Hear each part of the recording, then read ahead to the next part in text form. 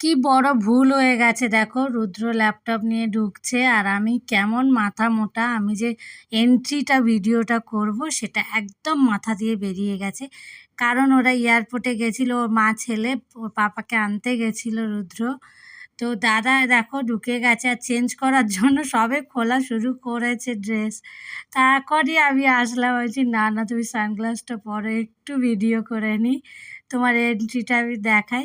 তো দেখো একদম পুরো হিরো লাগছে, পেটটা একটু বেড়ে গেছিলো তো কমিয়ে নিয়েছে, 1 মাসের মধ্যে কমিয়ে ফেলেছে। আর দিদি এসে চেয়ারগুলো একটু ঠিক করছে, বৃষ্টির জন্য একটা চেয়ার একটু টেনে রেখে গেছিলো, এটা ঠিকঠাক করছে। আর রুদ্র দেখো কি ড্রয়িং করেছে, ওর পাপাকে দেখাবে বলে নিয়ে এসছে, একটা শিপ বানিয়েছে আর একটা কি বানিয়েছে ওটার নাম আমি জানি না, বলতেও পারবো না। তো আমি চলে আসলাম এদিকে রান্নাঘরে। রান্নাঘরে এসে দেখো এই যে আমার মাখা ছিল, আধা মাখা করে রেখেছি। আর এই ড্রাই ফ্লাওয়ারটা খুব সুন্দর গন্ধ, একটা সেন্টের তেল পাওয়া যায়, তো দিলে খুব সুন্দর গন্ধ আসে। তো যাই হোক ব্রেকফাস্ট হয়ে গেল আর দাদা দিদি রেডি হয়ে গেছে, বললাম রে একটা কাজ সেরে চলে আসছি ঝট করে।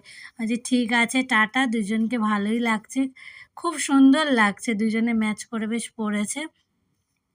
যাকে পুজোতে সব ড্রেস ফ্রেস গুছানো হলো, কে কী পরবে আর এইসব রেডি করে দাদা বললো চলো কাজটা সেরে আসি, আর আমি দুপুরে রান্নাগুলো